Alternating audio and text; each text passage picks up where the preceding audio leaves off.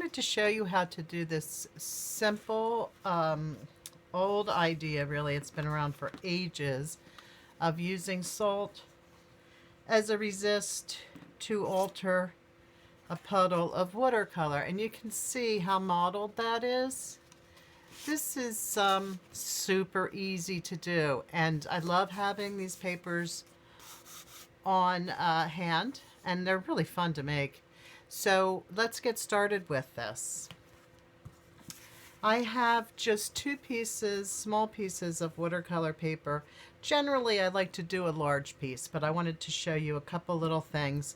So I'm going to go ahead and I'm going to get my brush, pretty wet, and as usual, I'm just going to squeeze out that ferrule.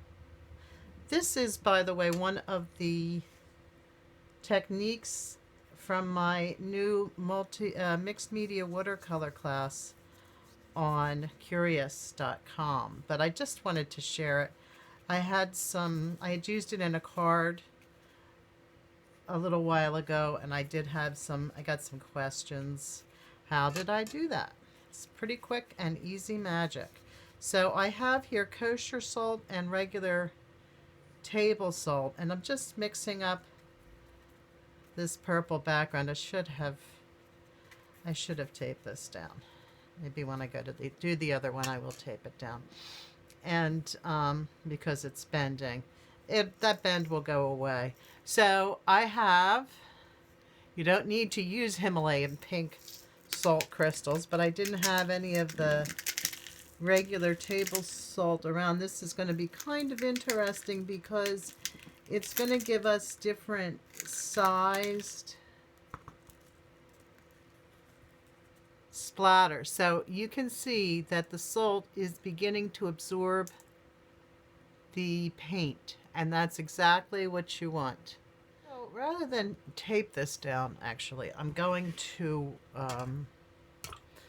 clean out my brush here, and I'm going to wet the back of this piece of paper, and I just have a little board here, and then that'll stick to the board and it won't get so. Looks like I've got to start on the color there, so that looks like a little of this.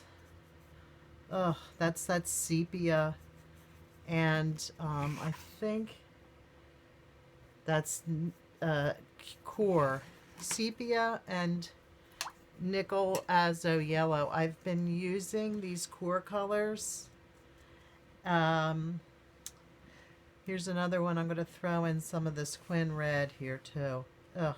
You know, I've been using these, and I really was surprised to see they're actually quite nice. I didn't think there could be anything new in watercolor, but the way they spread and blend is actually really pretty nice. So that's core from Golden.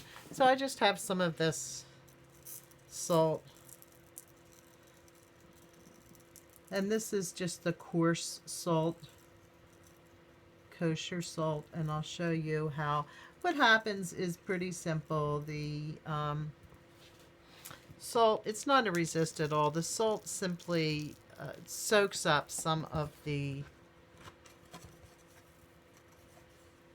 paint. So you can see it here. And I'm going to let this dry completely and then come back. So yeah, I found my table salt. I found it in the cupboard, and so I thought I'd come back and just do another quick background for you guys. And again, I just wanted to point out, I am wetting one side of that piece of watercolor paper, flipping it over, it's sticking to the board, and the reason it's not going to bend is pretty much because what you do to one side of a piece of paper, if you do that to the other side, whether it won't bend. So if you're wetting one side, wet the other. And again, this is just going in, mixing a couple colors together, and just slapping them on there, and make sure there's sort of puddles of color. And then you'll sprinkle in the table salt. let it set up and dry. You can use a heat gun on it too.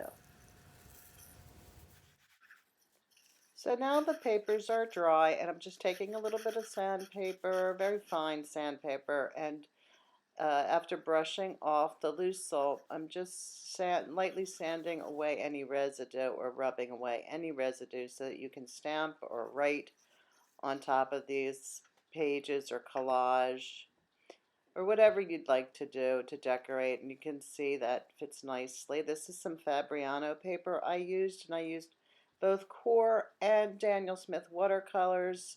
My favorite cheap watercolor is the Prang watercolor set, and there's many brands of watercolors available. So I hope you'll have fun with this. The link to the card is below. Have a good time. Talk to you soon.